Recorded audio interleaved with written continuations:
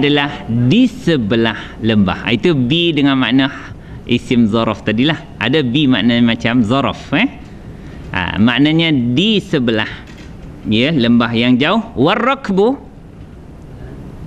ar-rakbu, kafilah itu, ya, kafilah Abu Sufyan itu, asfala, di bahagian, maka di sebelah bawah, minkum, daripada kamu. Maknanya tiga kumpulan di situ, ya saya. Rakibah. Rakibah makna menunggang.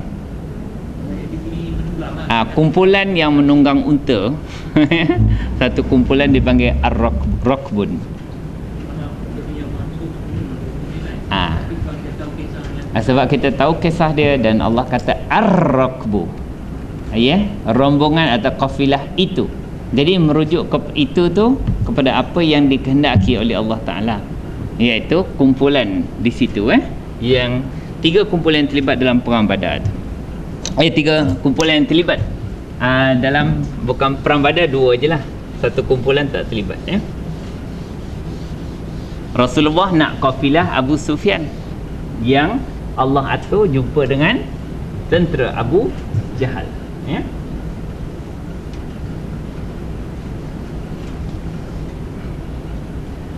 Okey, kita teruskan kita punya pelajaran.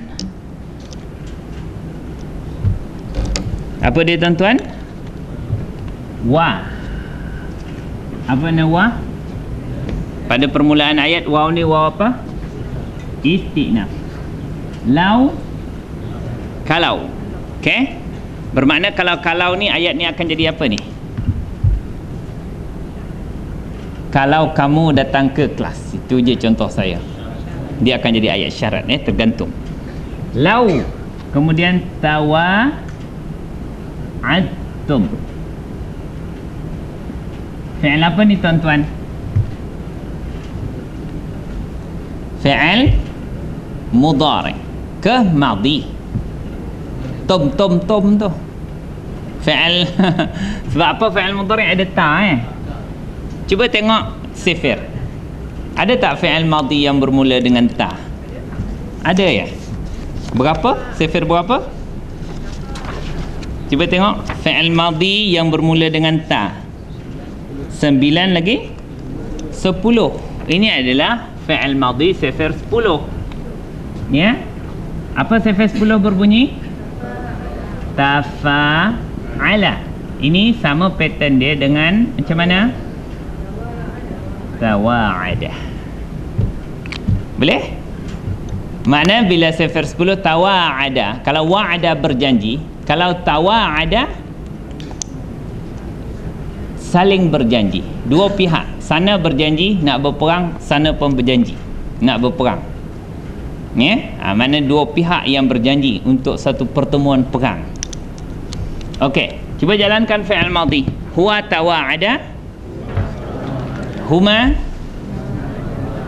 hum, hiya, huma, tawa'adata, hunna, tawa'adna, anta, antuma, antum. Ni tawa'adtum. Apa makna tawa'adtum? Kamu semua saling berjanji. Makna berjanji dengan siapa? Dengan orang kumpulan kafilah. Kalaulah kamu berjanji untuk berlakunya satu pertemuan perang.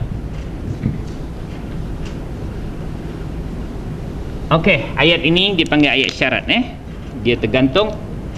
Mana jawab dia? Dijawab dengan haraf apa? Taukid. Apa dia perkataan dia?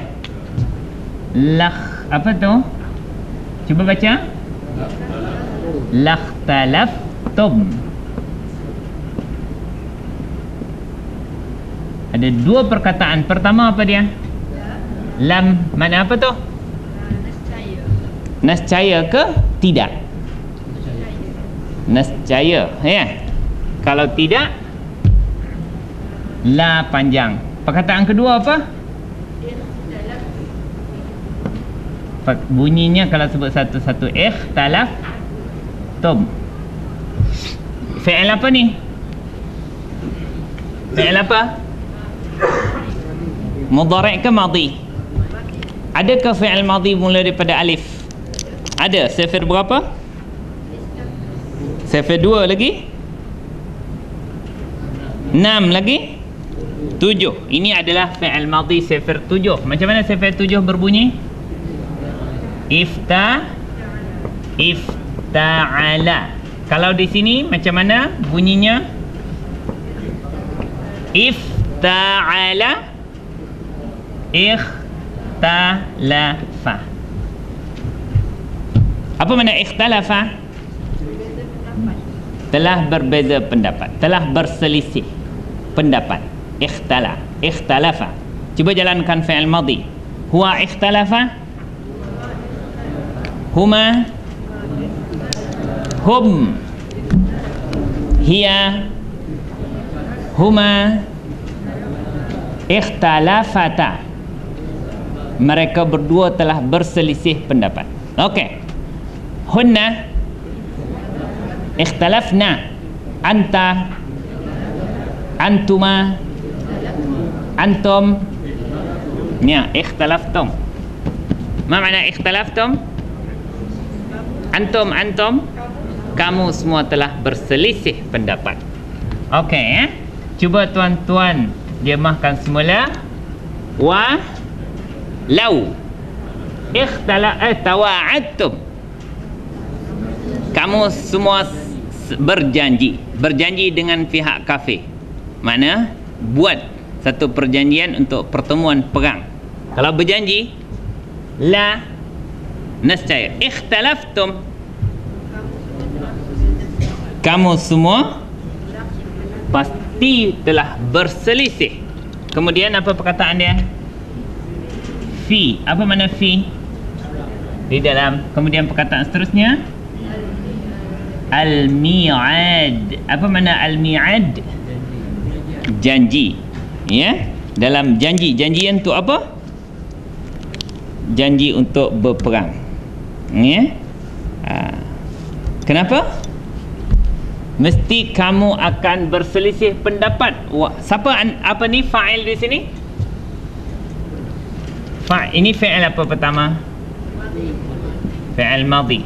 Sama ya, tawa'adtum dengan ikhtalaftum sama, fi'il madhi. Fa'il dia siapa? Dhamir dia. Apa dia? Antum makna apa? Kamu. Siapa antum tu? Al-mu'minun, Rasulullah dan orang beriman. Nescaya kamu pasti telah berselisih pendapat fil mi'ad, dalam temu janji. Itu temu janji untuk apa? Untuk berperang tau. Untuk berperang. Ya, kalau buat betul-betul perjanjian, nescaya kamu akan berselisih. Kamu telah berselisih pendapat dalam temu janji tersebut kat mana. Sebab apa? Kalau janji takkan buat macam tu. Ya, takkan saja-saja pergi dengan 313 orang, ada 2 ekor kuda je, kebanyakan tak ada senjata. Takkan akan pergi macam tu. Tetapi pertemuan ni dirancang lain betul oleh Allah Ta'ala. Sebab dia orang boleh bawa dengan pelepah tama je nak pergi sekat kafilah Abu Sufyan. Itu tentera dagang. Dia orang pun tak ada senjata. Dalam kepala dia orang semua senang. Tapi yang berjumpa tu, ya, satu tentera yang sangat besar, 3 kali ganda daripada dia. Kalau betul-betul berjanji, nescaya kamu akan berselisih dalam temu janji tersebut, tak akan pergilah. Ya? Ataupun kumpul bala tentera, balik dulu Madinah, siapkan bala tentera, panggil lagi orang tak pergi perang Badar tu. Sebab banyak juga sahabat yang tak pergi perang Badar. Sebab apa? Sebab itu permulaan tu bukan nak pergi perang, nak pergi sekat kafilah Abu Sufyan. Tak semua perlu pergi. Takkan nak sekat kafilah dalam 70-80 orang semua pergi. Ya? Tetapi ini satu perang bukan dirancang oleh mereka, tetapi dirancang oleh Allah Subhanahu wa taala. Lakhtalaftum fil mi'ad. Okey, cuba. Ini dia panggil ayat apa ni? Jawab. Okey, semula. Wa law tawa'adtum. Kamu semua telah saling berjanji. Kamu orang beriman berjanji untuk berperang dengan orang kafir. La. Nescaya ikhtalaftum. Kamu semua berselisih. Tak akan bersepakat untuk temu janji tersebut. Kerana tidak ada persiapan fil mi'ad, di dalam temu janji itu. Kemudian walakin, isim ke fa'il ke haraf? Dia panggil haraf. Haraf apa? Dia panggil istidrak. Istidrak ini menyatakan perkara sebaliknya.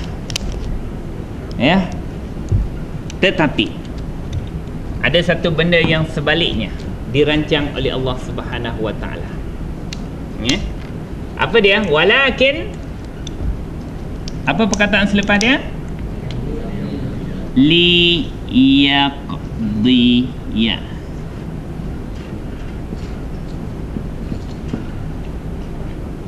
Li makna apa?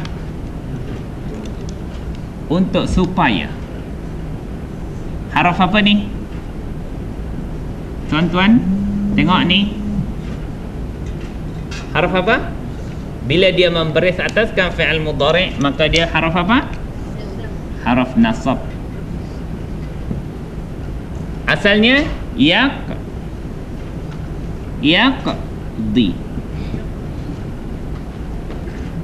Apa makna fi'il mudhari' ni? Yaqdi.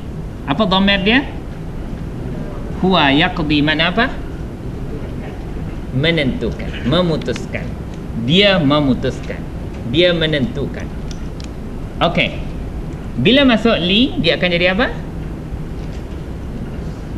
Liyaqdiya. Apa makna liyaqdiya? Supaya huwa dia memutuskan. Tetapi bila kita jumpa ini fi'il apa ni? Fi'il apa? Fi'il mudhari'. Bila fi'il mudhari' dimasuki oleh haraf nasab, maka fi'il mudhari' itu dipanggil fi'il apa? Mudhari' apa? Mansub.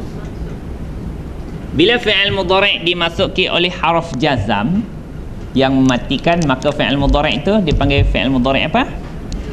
Majzum. Okey, semula diagram warna purple. Purple bahagian fi'il, jangan tengok isim Purple fi'il. Okey. Fi'il yang mu'rab, iaitu yang boleh berubah, hanya fi'il mudhari' sahaja. Fi'il mudhari' yang boleh berubah itu terbahagi kepada 3. Di sebelah kiri sekali, apabila fi'il mudhari' itu dimasuki oleh haraf jazam, maka fi'il mudhari' dipanggil fi'il mudhari' apa tu? Majzum. Kena kenallah haraf jazam tu. Maka masuk haraf jazam, dia dipanggil fi'il mudhari' majzum. Jadi mati. Kalau dia bagi depan akan jadi mati. Kalau ada nun, buang nun. Okey. Kalau fi'il mudhari' itu dimasuki oleh haraf nasab yang tengah tu, itu dipanggil fi'il mudhari' apa? Mansub. Bermakna kalau fi'il mudhari' itu bagi depan yaktubu, bila masuk haraf nasab dia jadi apa? An yaktuba. Kalau ada nun dia jadi apa? Buang nun. Sama saja. Kalau ada nun, haraf jazam pun buang nun. Kalau haraf nasab pun buang nun. Jadi apakah maknanya fi'il mudhari' marfu'? Ya tuan-tuan. Ya, gitu ya. Percubaan yang baik. Fi'il mudhari' yang marfu' ialah fi'il mudhari' yang tidak diganggu oleh haraf nasab dan haraf jazam. Sebab tu kita nampak tanda dia. Cuba tengok fi'il mudhari'. Diagram fi'il mudhari'. Inilah fi'il mudhari' yang tidak diganggu. Warna kuning tu. Apa tanda? Ada 3 je tanda fi'il mudhari' itu tidak diganggu. Mana saya nak tulis sini Ni sudah. Fi'il mudhari' ni tidak diganggu. Dia panggil fi'il mudhari' apa? Marfu'. Fi'il mudhari' marfu'. Dia tidak diganggu. Pertama, dia tidak diganggu sekiranya hujung dia baris. Bagi apa tuan-tuan? Depan, dhammah. Ada 5 dhamir yang terlibat bagi depan. Cuba sebutkan. Pertama, huwa. Kedua, hiya. Ketiga, anta. Keempat, ana. Kelima, nahnu. Ini kalau dia bagi depan makna tidak ada haraf nasab dan haraf jazam yang mengacau dia. Ini satu. Kategori yang pertama, ada berapa dhamir terlibat? 5 dhamir. Kategori kedua ialah yang melibatkan hunna. Ada apa hujung dia? Nun dan antunna. Apa hujung dia? Hujung dia ada nun juga kan? Sama. Itulah nun niswah dipanggil. Nun niswah, apa makna niswah? Betina. Niswah itu makna betina atau perempuan. Nun betina. Yang ini hukum dia dalam bahasa Arab dipanggil mabni. MBA pula. Mabni. Yang melibatkan hunna dan antunna, dia tak akan berubah sampai bila-bila. Fi'il mudhari' asal dia boleh berubah kecuali hunna dan antunna sahaja. Ketiga, cuba tuan-tuan simpulkan. Yang ketiga, kategori fi'il mudhari', apa tanda dia? Cuba tengok betul-betul. Cuba tuan-tuan tengok tu, bagi depan. Apa tu? Yang wujud huruf apa? Nun. Selain daripada hunna dan antunna. Cuba senaraikan. Satu, huma. Kedua, hum. Ketiga, huma. Keempat, hunna tak boleh usik, mabni. Okey, lagi. Keempat, huma. Kelima, ya, semula. Yang ada nun, jangan usik hunna dengan antunna. Kenapa tak boleh usik? Mabni. Okey, semula. Fi'il mudhari' yang ada nun di hujung pertama, huma. Kedua, hum. Ketiga, huma. Keempat, antuma. Kelima, antum. Keenam, anti. Ketujuh, antuma. Ada 7 dhamir terlibat, tetapi ada yang bertindih. Ada 2 bertindih, maka tolak, dia jadi 5. 5 inilah dipanggil af'alul khamsah. Apa nak af'al? Jamak pada fi'il. Fi'il yang 5 yang menentukan dia ni tidak kena kacau ialah nun dia tu masih ada. Kalau ada nun dia tu, maknanya tak ada siapa kacau dia. Kalau fi'il mudhari' itu hujung dia bagi depan, makna tidak ada gangguan. Tetapi apabila masuk haraf nasab, okey, contohnya an, apa-apa je lah, yang bagi depan akan bertukar jadi bagi apa? Bagi atas. Yaktubu akan jadi an yaktubah. Okey, bila masuk an pada hunna dan antunna, apa jadinya? Tak berubah. Tak berubah. Bila fi'il mudhari' yang ada nun, bila masuk an, dia akan jadi apa? Misal kata yaktubuna. Yaktubuna. Bila masuk an, apa bunyinya? An yaktubu. Buang nun. Tu tanda nun dia hilang tu, makna dah kena kacau oleh haraf nasab. Kalau ada nun, maknanya dia tidak dikacau. Dua tanda menunjukkan fi'il mudhari' itu tak kena kacau. Bila fi'il mudhari' tak kena kacau, nama fi'il mudhari' apa? Marfu'. Ada bagi depan lagi kekal ataupun nun dia masih wujud. Kalau hilang nun, makna ada orang kacau. Kalau dah tukar bagi atas, bermakna haraf nasab, kacau. Maka fi'il mudhari' ni dipanggil apa? Yang masuk haraf nasab? Fi'il mudhari' mansub. Kalau masuk haraf jazam, maka fi'il mudhari' dipanggil apa? Mudhari' majzum. Majzum. Maka bagi depan akan bertukar bagi apa? Mati. Misal kata masuk lam, yaktubu akan jadi lam yaktub. Bila masuk hunna dan antunna, dia tak akan berubah, kekal yaktubna. Lam yaktubna, lam taktubna, dia tak boleh berubah. Tetapi apabila dimasuki harf jazam kepada yaktubuna, dia akan jadi apa? Lam yaktubuna, jadi apa? Buang. Ini sama. Haraf nasab dan haraf jazam bila masuk dalam fi'il mudhari', nun dia dibuang. Sama. Yang orang kata susah-susah tu, itu je simpulannya. Ya? Kesimpulan dia, nak kata fi'il mudhari' marfu' ialah fi'il mudhari' yang tidak diganggu oleh haraf nasab dan haraf jazam. Cuma tuan-tuan kena ingat sikitlah, haraf nasab tu apa, haraf jazam tu apa. Tanda dia tidak dikacau, kekal lagi bagi depan. Seperti mana dalam kita tu ada 5 dhamir dan masih wujud nun, ya, pada 5 atau 7 dhamir tadi. Kemudian ada 2 yang kebal. 5 campur 2, 7, 7 campur 7, 14. Semua dhamir 14 saja. Tak ada banyaklah nak ingat tuan-tuan. Nampak bagi depan, nampak nun. Itu tak kena kacau. Lepas tu, kalau haraf nasab, fungsi dia membaris ataskan fi'il mudhari'. Misal kata ad, masuk mesti baris atas. Kalau bagi depan, tukar baris atas. Kalau hunna dan antunna, mabni. Kalau ada nun, buang nun. Sama juga haraf jazam, buang nun. Cuma kalau haraf jazam masuk dalam fi'il mudhari' bagi depan, jadi apa? Yaktubu akan jadi lam yaktub. Kalau melibatkan hunna dan antunna, mabni, jangan ustik.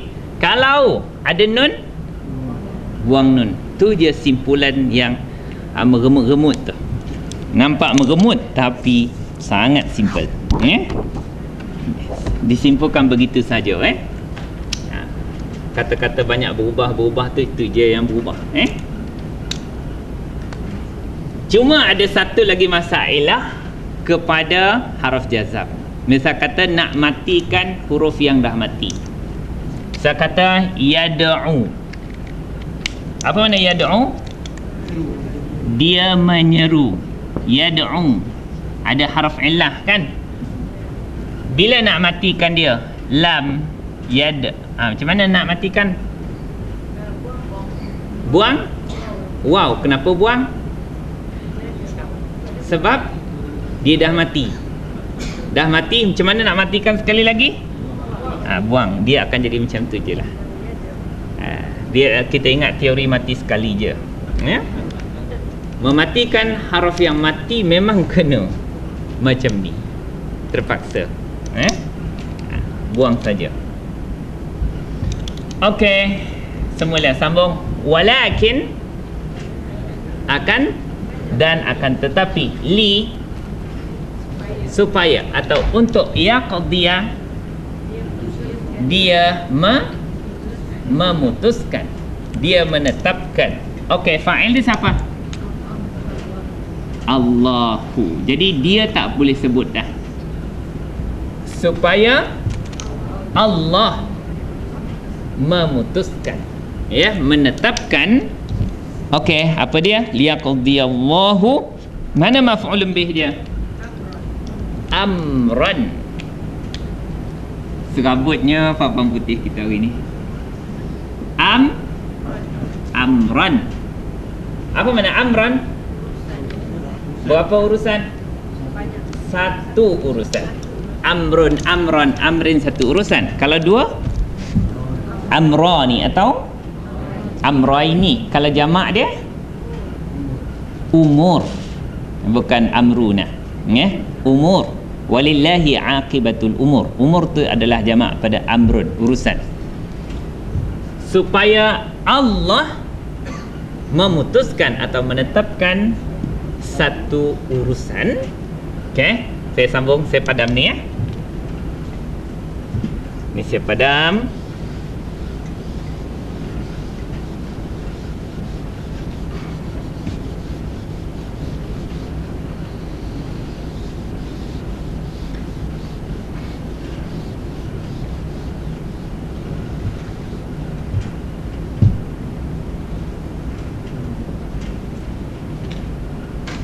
Kalau tuan-tuan rajin kalau tuan-tuan rajin untuk mengukuhkan lagi pelajaran kita, boleh tengok macam-macam. Nak berundur pun boleh, nak ke depan pun boleh.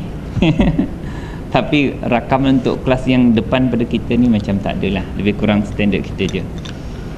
Kalau nak mengundur, tengoklah dalam surah Yasin.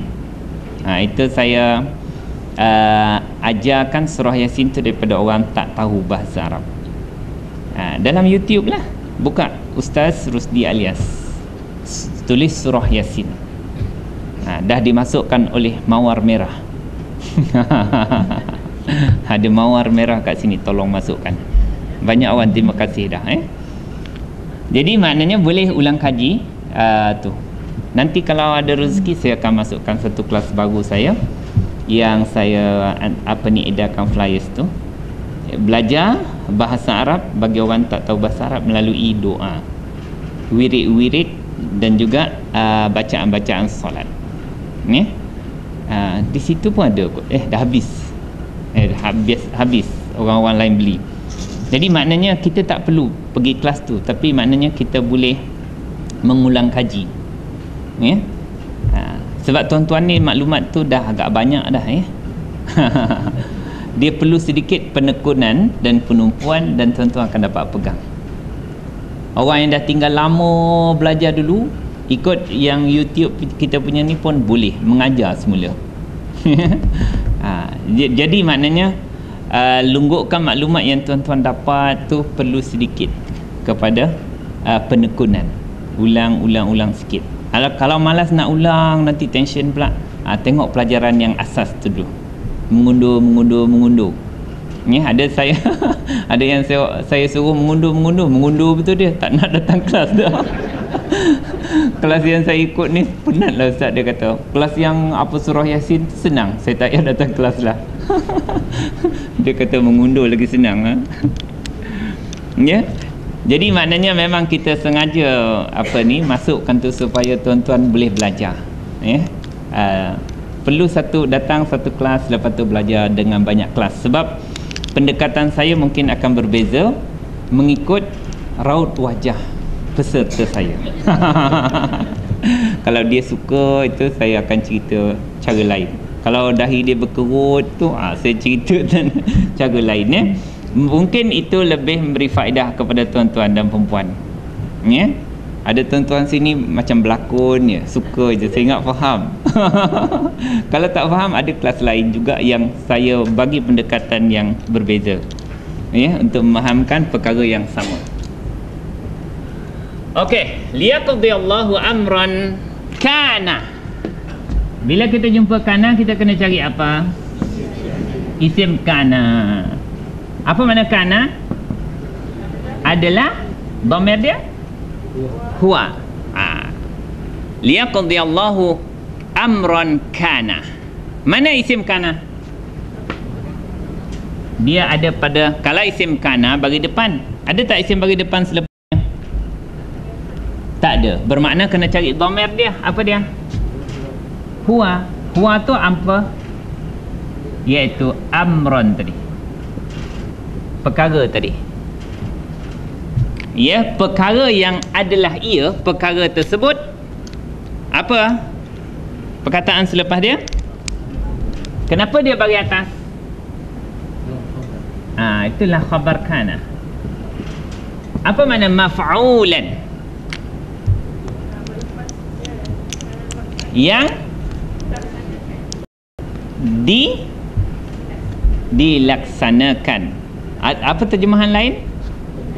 Yang telah terjadi, dijadikan. Di mana dijadikan? Ditetapkan. Kalau dalam tafsir saya dikata apa? liyuhaqqiqallahu amran kana muqaddaran, ya, yang telah ditakdirkan, yang ditentukan. Ya, sebab dia orang memang tak rancang langsung kan, tetapi pertemuan tu pertemuan telah ditentukan oleh Allah Ta'ala di Lauh Mahfuz. Ya? Kana adalah ia, perkara tersebut atau urusan tersebut, maf'ula ditentukan. Kenapa dia bagi atas ni? Sebab dia khabar kana. Kita kena cari khabar kana. Kenapa? Sebab ada kana. Bila jumpa kana kena cari isim kana. Isim kana di sini tersembunyi pada dhamir, iaitu huwa. Huwa iaitu ni, perkara tu. Adalah perkara itu, ia muqaddaran atau maf'ulan, ditentukan oleh Allah Ta'ala. Kenapa Allah menentukan sampai begitu sekali? Ya, pertembungan yang langsung tidak seimbang tu. Ya, tak terancang dan tak nak pun dia orang. Kalau disuruh dia orang dibagi pilihan tu, nak ke tak nak? Tak nak. Sebab itu peperangan maut. Ya, macam perang bunuh diri. Satu pasukan yang lemah sikit, tak ada senjata, lawan pasukan yang jauh bilangan ramai dan lengkap bersenjata. Macam perang bunuh diri. Kenapa? Liyaqdiyallahu amran kana maf'ula li. Okey tuan-tuan, li mana apa? Ni haraf apa ni? An, lan, izan, kai, li. Termasuk dalam kumpulan haraf nasab. Kalau haraf nasab, apa fungsi dia? Membaris ataskan fi'il mudhari' selepas dia. Mana dia? Liyahlika. Okey, tengok tuan-tuan. Tadi fi'il mudhari' baris atas sebab dimasuki oleh haraf nasab. Bermakna ini dah dikacau oleh haraf nasab. Asal dia apa? Bari depan tadi kan? Yang bari depan bertukar baris atas. Kalau haraf jazam, bari depan akan bertukar baris mati. Itu je. Bermakna kalau bagi atas ni haraf nasab lah ni. Tak payah hafal. Tak payah hafal an, lan, izan, kai, li, hatta, fa, sababiyah. Ustaz menghafal lah. Bukan dia menghafal, sebab dah terlampau banyak ngajar. Teringat. Okey, jadi makna tuan-tuan tengok dia bagi atas ni. Bermakna mestilah haraf nasab. Tak payah hafal pun. Asalnya yahliku. Apa makna halaka yahliku? Yahliku fi'il apa ni? Fi'il mudhari'. Bila masuk haraf nasab, mudhari' apa dipanggil? Mansub, sebab dia bagi atas dia lah. Bila fi'il mudhari' kena cari apa? Fa'il. Okey, Okey, yahliku mana apa? Huwa yahliku, mana ia binasa, supaya ia binasa. Siapa fa'il dia? Agaknya, ya, dia punya fa'il tak nampak bagi depan. Fa'il dia ialah ni. Inilah fa'il. Fa'il sepatut bagi apa? Fa'il bagi apa? Kenapa man tak bagi depan? Sebab mabni. Supaya binasa. Ia tak payah sebut. Binasa. Siapa yang binasa? Man. Orang yang. Siapa yang? Yang binasa ni. Siapa yang? Lepas tu? Halaka. Apa makna halaka? Supaya binasa orang yang telah binasa. Tetapi kebanyakan ulama mentafsirkan halaka ni makna kafara. Ya. Orang yang binasa. Binasa tu makna orang kafir. Supaya binasa orang yang telah kafir, iaitu orang kafir lah. Orang binasa ni makna orang kafir. Ditafsirkan ini apa ni, dikatakan perkataan pinjaman. Halaka juga makna mati. Ya, halaka makna mati. Mati dikatakan pada orang kafir mati hati. Ya. Orang beriman dipanggil orang hidup kerana hati dia hidup. Sebab tu dia boleh beriman dan menerima perintah Allah Ta'ala. Man halaka ni, kalau kita nak terjemahkan dia siapa? Kalau nak simpulkan, tak nak guna perkataan man halaka ni, susah lah nak faham. Supaya binasa orang yang telah binasa.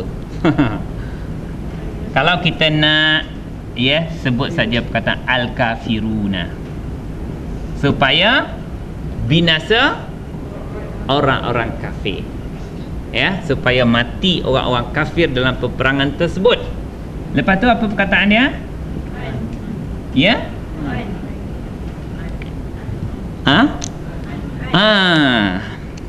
An.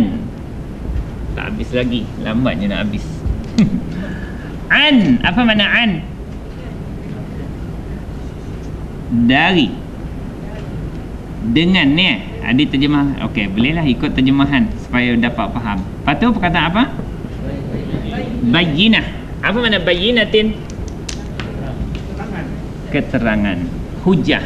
Orang yang supaya binasa orang yang kafir itu dengan hujah. Hujah apa? Kalau dalam saya dia kata liyuhaqqiqallahu amran kana muqaddaran lahu fi ilmihi al-yatim. Okey, fa'alallah liyakfura man kafara ba'da hujjatin zahiratin, selepas hujah yang nyata. Sebab Abu Jahal berdoa apa? Ya Allah, menangkanlah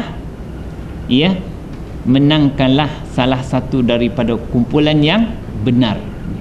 Dia ingat dia pun benar, Muhammad benar, dia jadi confused. Menangkan siapa yang benar? Jadi menanglah yang benar itu, iaitu Rasulullah sallallahu alaihi wasallam. Lagi banyak lagi kebenaran-kebenaran di situ yang nampak. Dia orang nampak malaikat yang turun membantu tentera-tentera Islam dalam perang Badar. Dia orang nampak Suraqah, iblis yang menyamar sebagai Suraqah, lintang pukang cabut lari sebab nampak malaikat turun perang. Itu maknanya dia orang tu kalah itu dengan jelas betul bahawa Muhammad ini sallallahu alaihi wasallam dibantu oleh Allah dengan bala tentera daripada langit. Itu sangat jelas. Sebab dia orang memang tak boleh gambar dalam kepala tentera dia orang yang kuat, yang lengkap senjata boleh kalah dengan tentera yang tak cukup alat. Itu dengan jelas, supaya musnah ataupun binasa man halaka. Apa makna man? Siapa yang atau orang yang halaka telah binasa, iaitu orang kafir. An, di sini mungkin dengan binasa mereka itu dengan bayyinatin, dengan keterangan, dengan bukti, dengan hujah yang nyata. Bayyinah ni maknanya yang nyata. Lepas tu apa perkataan dia tuan-tuan? Wa. Apa makna wa? Yahya. Ia hidup. Ia hidup. Fi'il apa ni? Fi'il mudhari'. Ada siapa kacau tak? Tak ada. Kalau tak ada kacau, dipanggil fi'il mudhari' apa? Marfu'. Tak ada siapa kacau, maka sepatut marfu' tanda bagi apa? Depan. Kenapa tak bagi depan? Ni ni alif ni dipanggil alif maksurah tu, tak dapat nak dibariskan. Siapa fa'il dia? Sama je tu, iaitu man ni fa'il. Supaya makna Yahya, ia hidup. Siapa yang hidup? Man. Apa man? Lepas tu hayya, yang hidup. Siapa tu? Siapa yang apa ni orang yang hidup? Supaya hidup orang yang hidup di sini ialah al-mu'minun. Supaya hidup orang-orang yang beriman. Lepas tu an bayyinah. Apa makna an? Dengan bayyinah, dengan keterangan, dengan hujah yang nyata juga. Mana orang beriman masa tu dia menang tu memang menang dengan jelas betul bahawa bukan sebab dia orang, tapi dengan pertolongan betul-betul daripada Allah. Dia orang pun sedar dengan jelas menang tu, ya? Nampak rasa malaikat turun. Dan sebahagian macam pak saudara Nabi masa tu Abbas, dia masuk dalam kumpulan Abu Jahal, tapi Nabi pesan dah, jumpa pak saudara aku jangan bunuh dia, jumpa Abul Bakhtari jangan bunuh dia, jumpa ada beberapa orang yang baik-baik ni jangan bunuh. Sebab dia di Mekah daripada dulu dia memang tak kacau, memang dia banyak tolong, ya? Jadi beberapa orang telah disenaraikan jangan bunuh, termasuk pak saudara Nabi. Dia kata Abbas ni badan besar, tapi ditawan oleh sahabat yang kecil. Sampai Rasulullah macam mana boleh pegang orang yang besar macam ni, siap ikat. Lalu sahabat ni menceritakan bahawa ditolong oleh satu orang. Maka Rasulullah kata itulah malaikat. Mana para sahabat yang menang, orang-orang beriman yang menang tu pun dia menang dengan jelas bahawa dengan bantuan Allah Ta'ala. Orang kafir tu kalah, dia kalah tu pun dengan jelas bahawa Muhammad ni dibantu, ditolong oleh tentera daripada langit. Ya. Okey. Wa yahya man hayya an bayyinatin. Habis sampai situ Saya tak tulis an bayyinatin. Okey, cuba tuan-tuan terjemahkan yang seterusnya. Wa. Okey, itu waw apa tu? Itu mula istinaf. Innallaha, sesungguhnya Allah. Inna tu harf apa? Taukid. Dan peranan barisnya nasab. Dia akan membari ataskan isim selepas dia. Maka Allah tu bagi atas kenapa? Isim inna. Mana khabar inna? Sami'un. Cuba terjemahkan. Innallaha, Allah itu la, sungguh atau benar-benar, taukid lagi, sami'un, maha mendengar. Kenapa dia bagi depan? Khabar inna, isim inna Allah, khabar dia sami'un. Alimun, maha mengetahui. Kenapa dia bagi depan? Sifat kepada siapa? Sami'un. Tapi lebih senang tuan-tuan kata dia adalah khabar kedua. Innallah, sesungguhnya Allah itu isim inna. Sami'un, khabar inna yang pertama. Alimun, khabar inna yang kedua. Sesungguhnya Allah pertama benar-benar maha mendengar, yang kedua maha mengetahui. Itu lebih senanglah, ya, nak dikatakan khabar pertama dan khabar kedua.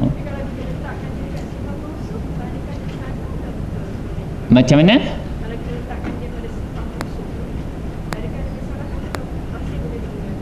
Bersalahan dari segi nahu, mausuf dan sifat. Sebab sami'an tu pun sifat, alimun sifat. Dia kalau Allah mungkin senang, Allah as-sami' al-alim. Tapi ini sami'un sifat Allah juga, alimun sifat Allah. Lebih baik kita kata khabar pertama dan khabar kedua.